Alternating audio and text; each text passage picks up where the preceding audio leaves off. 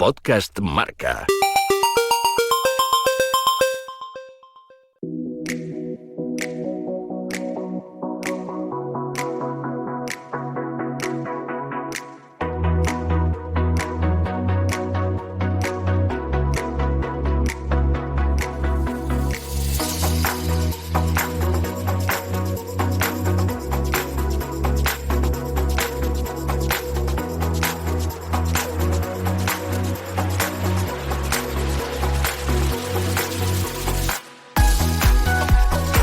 ¿Qué tal? Muy buenas, bienvenidos, bienvenidas un día más a este podcast de ciclismo a tumbo abierta, patrocinado por Bicool, con Iñaki Serrano en los cables, en los mandos, en todo, haciendo que suene bien este podcast, que no lo decimos nunca, pues hoy hay que decirlo. Y con Alba Calzado, aquí a mi lado de la redacción Marca. Hola Alba, ¿qué tal? ¿Qué tal, Muy Sergio? buenas. Encantada de volver a estar aquí. Bueno, finalizada la 13ª etapa de este Giro de Italia, una etapa que se ha llevado Mads Pedersen, lo dijimos ayer, del líder Trek, el danés volvió a imponer su potencia en un final de etapa explosivo, cuarto triunfo en esta edición de la Corsa Rosa. Wout van Aert, del que también hablamos ayer, fue segundo, tercero ha entrado el mexicano del Toro del UAE, el líder de la general, que hasta ahora siempre está ahí.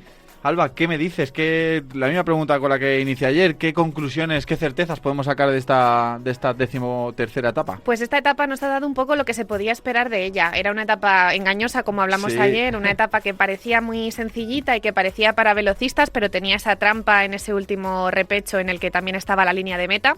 Y lo que nos ha dado ha sido básicamente eso, una etapa bastante tranquila los primeros 100 kilómetros aproximadamente, y después incluso en un primer repecho que ni siquiera era un puerto puntuable, en la bajada hemos tenido ese corte del pelotón, ese momento de susto para Juan Ayuso, y después de eso, afortunadamente para el de Javea, se ha podido reconstruir el pelotón, se han vuelto a juntar y ya han empezado a subir lo que sí que estaba considerado puerto puntuable. Es verdad que esa parte también ha estado más tranquila de lo que parecía y al final se ha decidido todo en ese sprint súper explosivo. Me ha encantado, esos 150 metros han sido exactamente, bestiales. Ese final estaba hecho a propósito para dos ciclistas como Wout van Aert y Mads Pedersen, estaba hecho para pegar un tirón a toda potencia, y los que tenían las piernas y la capacidad para hacerlo pues son ellos dos, que lo habían avisado ambos antes de la etapa. Los dos habían dicho que les pegaba este final. Sí, pero el otro día fue al revés. Van Aert se puso a rueda del mexicano del Toro y al final le acabó pasando. Hoy ha sido al revés, Pedersen a rueda de Wout van Aert y le ha acabado pasando. Bueno. No sé si tú en esos 150 metros decías,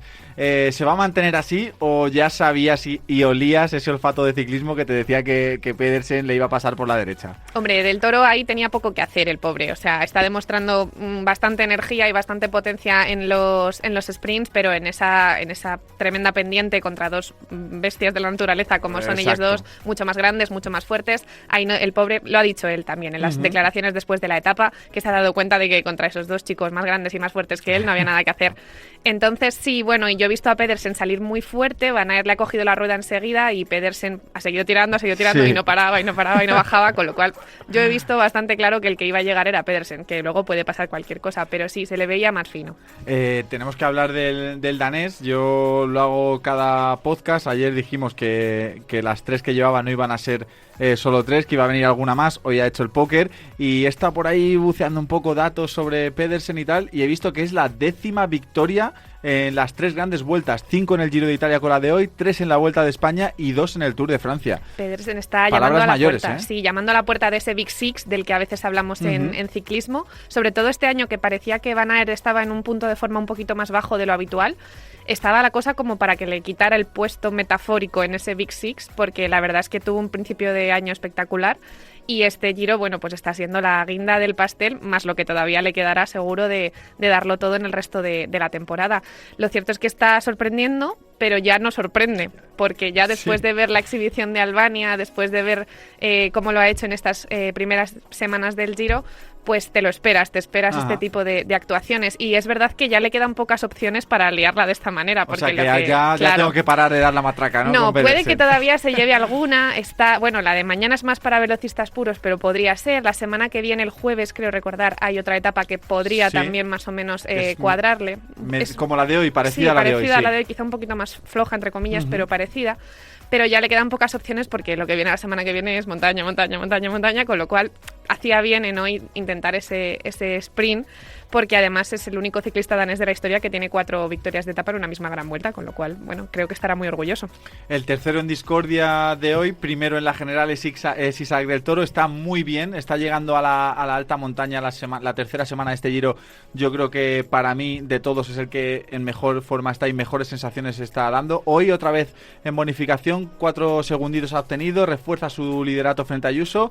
Yo creo, pues lo que digo, que afronta lo que viene en una posición muy buena y te diría que en una forma inmejorable. 38 segundos de diferencia con respecto a Ayuso y 1.18 junto con respecto a Antonio Tiberi.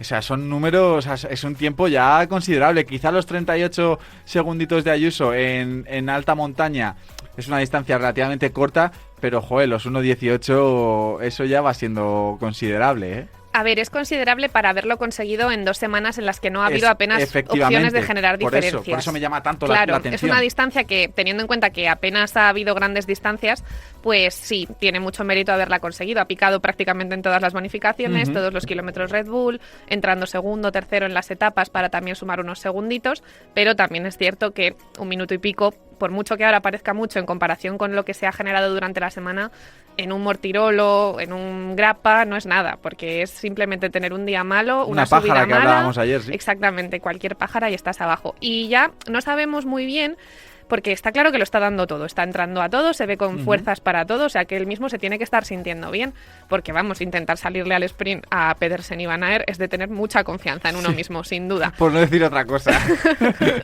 Un poco temerario, pero la cuestión es que ya no sabemos si a lo mejor está dando de más ahora y no estará sabiendo contemporizar bien sus energías. Esa es la clave, de cara al final, porque estamos viendo Roglic en segundo plano, Ayuso más o menos tapado, recuperando la rodilla, y a él le estamos viendo darlo absolutamente todo en todos los momentos de todas las etapas. Entonces igual llega un poquito justo para lo que queda, pero claro, si él se ve con tantísimas fuerzas, tantísimas energías, tan joven como es, solo 21 años, pues claro, a él el cuerpo le pide marcha. El cuerpo te pide... Claro. Y a Ayuso, ¿qué le pide, no? Porque ¿qué podemos decir del español? Ha entrado, si no me equivoco, posición 15ª, 5 segunditos a 5 segunditos del danés de Lidl Trek. Pero yo le vi atacando a la maglia rosa hoy, le ha recortado 2 segunditos y le ha metido 4 a Tiberi Roglic. Yo creo que bien, como has dicho tú, de tapado, recuperándose de la herida y afrontando lo que viene, pues quizás no está siendo muy reseñable su papel hasta ahora, como el del mexicano que acabamos de hablar, pero joder, creo que está bien y afronta con optimismo lo que viene, ¿no? Parece que sí, parece que lo que está haciendo esta semana en concreto es ir un poco de perfil bajo en segundo plano para recuperar esa rodilla con esos puntos que terminan, parece que terminan de cerrarse, pero eso al final es un dolor que llevas ahí que afecta al descanso, afecta a la recuperación y afecta obviamente al pedaleo. Esperemos que sea eso por el bien de Ayuso y que no sea que simplemente no se está encontrando todo lo bien que le gustaría. Hoy es verdad que ha sprintado en el kilómetro Red Bull para coger la bonificación y parece que Del Toro, que iba por delante, se ha girado y ha dicho, bueno, como vamos los dos del mismo equipo, yo me freno y que pase el primero, que al final son 2 segundos de diferencia. Aunque solo. He de decirte que yo ahí en ese momento estaba diciendo, no sé si lo hace por el momento en el que es, o sea, el momento en el que estamos de la Cosa Rosa, y si eso la semana que viene a estas alturas, martes, miércoles, cuando mire para atrás y lo vea, no sé si va a parar o va a decir, tira conmigo y a ver de los dos quién es el que llega, ¿no? Ahí va a estar la clave de la estrategia de UAE, si es que tienen alguna, que no sea esperar a ver quién de los dos revienta o no revienta. Que ahora vamos a eso, porque la pregunta que hago yo siempre para mojarse a quien me acompaña en este podcast, la de hoy es, ¿en qué momento piensas que UAE se van a tener que sentar en el autobús y decir, vale chicos, vamos a ver quién es el líder y por quién apostamos? Hombre, yo entiendo que sentarse ya se han sentado, o sea, esta conversación ha tenido que salir en algún momento, aunque solo sea para decidir días como el de hoy, sprints como el de hoy, en el que uno se lleva más bonificación que el otro, aunque sean 2 segundos, que en realidad no es nada. Pero para el equipo está muy bien tener primero y segundo del mismo equipo, vamos, de UAE. Y ya yo creo que están dejando un poco que la naturaleza siga su curso y que al final las piernas manden y el que tenga piernas sea el que apoyen como líder. Porque, bueno, mientras a ellos les convenga, entre Ayuso y Del Toro tampoco se ven malos rollos ni gestos así desagradables. Entonces, bueno, no es una mala imagen para el equipo, al contrario, tienes a los 2 mejores del Giro en tus filas.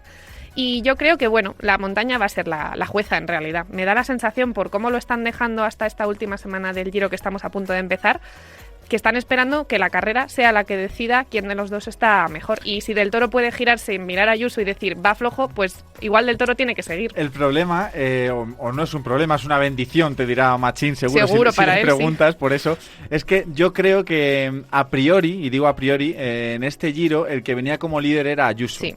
No se esperaban la irrupción de Del Toro.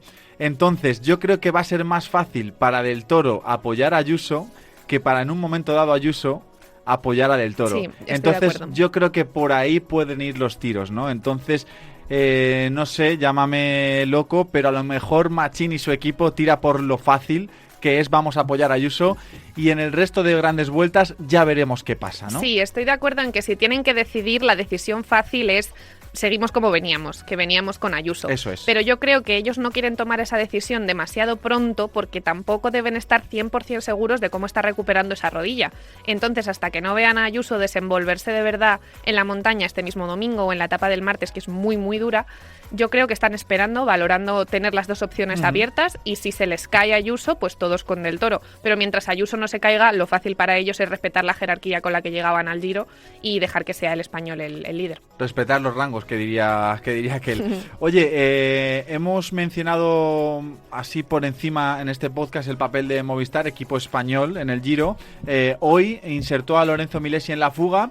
Y no sé, quiero que me des tu valoración. ¿Qué opinas del papel de Movistar en este Giro y cómo lo ves de cara a grandes vueltas futuras? Pues hombre, Movistar no venía a ganar la general. Movistar venía con Nairo Quintana como líder, pero vamos, su papel o lo que él más expresaba que venía a intentar, bueno, sorprender en la general puede, pero sobre todo ganar alguna etapa, y donde Nairo tiene que ganar las etapas es en la montaña, es en esta última semana. O sea, que Nairo no haya ganado nada hasta ahora entra dentro de lo razonable, porque no es lo suyo. El que sorprendió al principio fue Luis Aular, que estuvo metido ahí en un par de sprints. Ha hecho 2 cuartos, me parece. Exactamente. Entonces, él está por ahí arriba y parece que podría haberse llevado alguna victoria de etapa. De él tendremos que estar muy pendientes, tanto en la de mañana como en la del jueves que viene, porque ese perfil de velocista le conviene a él para sumar una victoria de etapa, que yo creo que sería un botín digno para lo que Movistar esperaba de este Giro.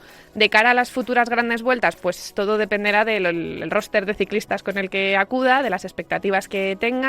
Nairo es un escalador fantástico, no está teniendo mucho protagonismo, pero todavía no ha llegado a su terreno de verdad.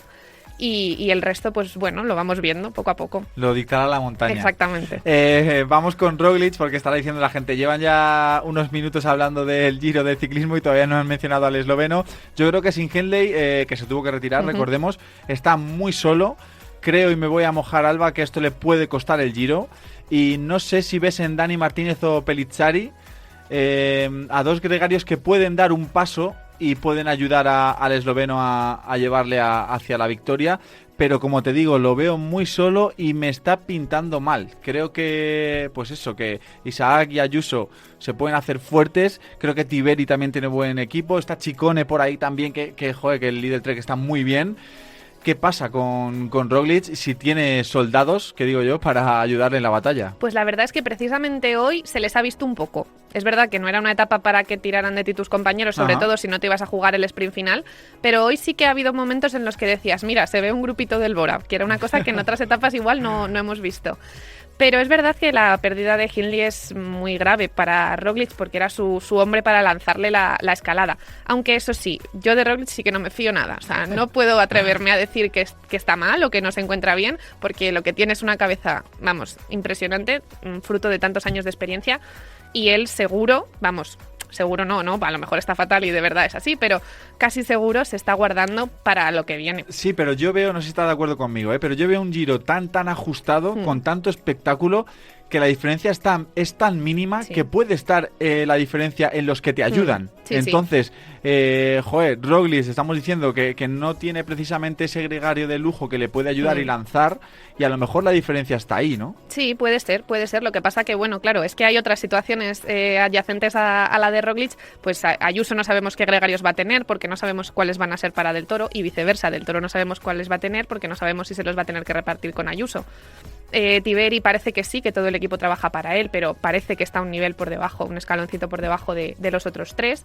Entonces, hasta que no se resuelva el problema UAE, no sabemos en realidad quién tiene más gregarios, porque si se los tienen que repartir va a estar la cosa muy pareja. O sea, que podemos decir que hay que abrir el melón del UAE, ¿no? Sí.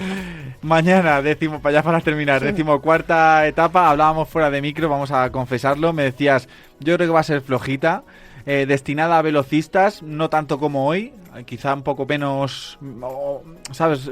Menos, no sé cómo decir, menos orientada a ellos. No sé cómo lo ves tú. Mañana es una etapa de descanso, entre comillas, antes de lo que viene. O sea, mañana es una etapa en la que no debería pasar nada de cara a la general ni a las clasificaciones importantes. Si pasa algo, probablemente sean malas noticias, porque sea alguna caída o algún abanico o algún problema mecánico que haga perder mucho tiempo. Es una etapa prácticamente llana, más de 3/4 partes del recorrido. Estamos hablando de muchos kilómetros de llano. Probablemente haya una fuga permitida por el pelotón, ya veremos si finalmente la absorben para jugárselo todo al sprint. Al final hay 3 subiditas, pero subiditas, porque mucho menos incluso que las de hoy, porque son un poquito más largas, menos pendiente, en fin. No deberían suponer un problema para los velocistas. Y lo curioso de mañana es que termina en Eslovenia, que a lo mejor eso motiva a Roglic para decir, oye, pues delante de mi gente aquí en mi país a lo mejor le apetece hacer algún movimiento. Es verdad que no es una etapa para nada para él, porque es una etapa, pues eso, para velocistas, pensada para el sprint. Pero bueno, es su país, al final, a lo mejor eso le hace llamar la atención. Pues veremos, Alba, muchas gracias. Estaremos muy pendientes de esa 14ª etapa, acaba en Eslovenia, casa de Roglic. Vamos a ver si hace algo el esloveno. Una etapa en la que, según Alba, no pasarán muchas cosas, pero como ayer dijimos, no hay giro tranquilo, no hay día tranquilo en esta Corsa Rosa. Seguro que vamos a ver un gran espectáculo y te lo vamos a contar aquí, como siempre, en este podcast a tumba abierta por Bicul.